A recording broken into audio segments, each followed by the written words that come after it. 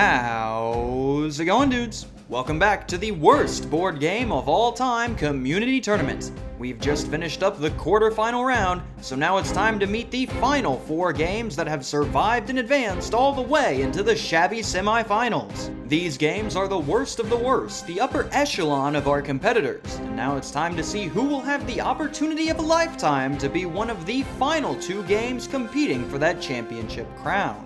But besides the title, we also have a lot riding on these games with the Bracket Challenge, which has seen an interesting development. For the first time in the tournament, Bai and the Bunnies' lead is now split, as they are now tied with Yuri Man at 780 points. But there are plenty of games right behind them waiting for a chance to steal that top spot, with these last 2 rounds being worth massive pointage. And now it's time to see which games will bring those points home for their respective faithful, with the official declaration of the quarterfinal results. Once again, I am joined virtually by my color commentator, Joshua Jacobs. Pleasure to be here, Cam. Can't wait to see which of these bad boys can tear it up and bring it home. I'm just as excited as you are. Let's head over now to the big bracket and meet our winners from the quarterfinal round. To start off, we'll head topside for our high semi-final matchup between the winners of the Stink and Stank regions. Our first competitor will be the Stink region champion, the number 12 seed, the Campaign for North Africa, the Desert War, 1940-43. This wargaming legend has posted an incredible tournament resume, with recent victories including the number 1 overall seed War and one of the toughest matchups in the entire tournament against Public Assistance. These big wins have been hard-earned, as North Africa's complete disregard for your free time, compounded with the bonkers nonsense off-the-wall mechanics like the pasta point, have carried it through this tournament handily. And as it is the most represented game remaining in the tournament in the Bracket Challenge, it has brought home a massive boon of spoils for its faithful. But will they continue to be rewarded for their loyalty, or will their champion fall here? That will be decided when it goes up against the champion of the Stank region, the number 5 seed, the Rock, Paper, Scissors game. This cash-in on the original children's classic has put an impressive run together in its own right, taking down tough opponents like Chutes and Ladders, Oy Vey, and Capital Punishment. Its main strength comes from the fact that it is just the single biggest waste of money you can come across, with a free version of this title available at all times for anyone with hands, and also available to those without hands if both players just say their selections out loud at the same time. As such, we have determined that the only useful part of the game is the score tracker on the side of the model, as it will be able to keep score for those not possessing the ability to count. This incredibly effective technique has brought swaths of points for those supporting the title, and they hope to continue to cash in with a huge victory here in the Shabby Semis.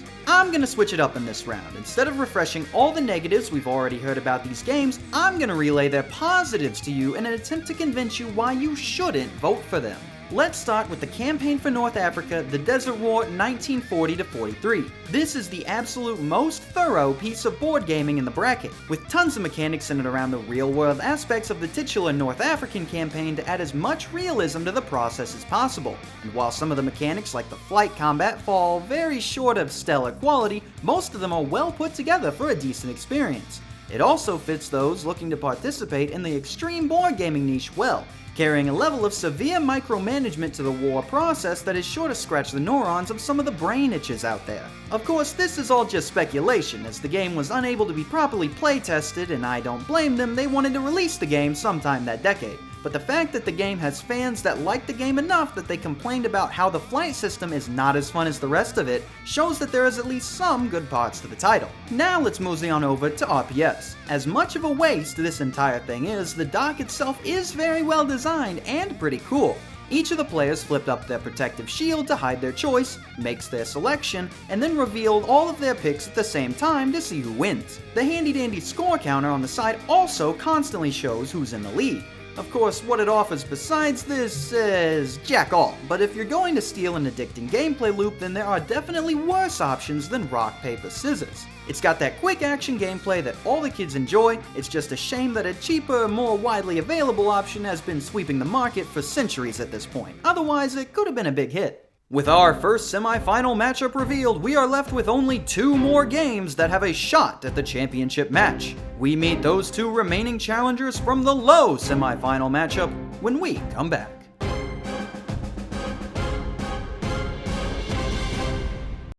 This NBGA broadcast is brought to you from the loving patrons over at the deli. Our supplier, Flage, our staff, Max Leon Thomas, Floris Leffler, and Benny Rush, our chef, Matthew Connorth, and our investors, Ice92355 and Campbell Graves. Truly the greatest ride ever. The NBGA would also like to thank Cam Krim Productions and viewers like you. Thank you.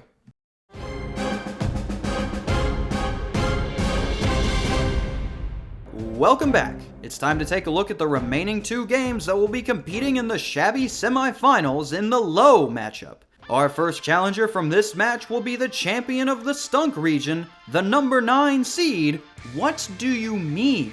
This positively hilarious title has overcome the most difficult route to the semifinals out of any game, facing Titan after Titan in every round, with the Game of Life, WWB, Speak Out, and Candyland all failing to take down the meme machine.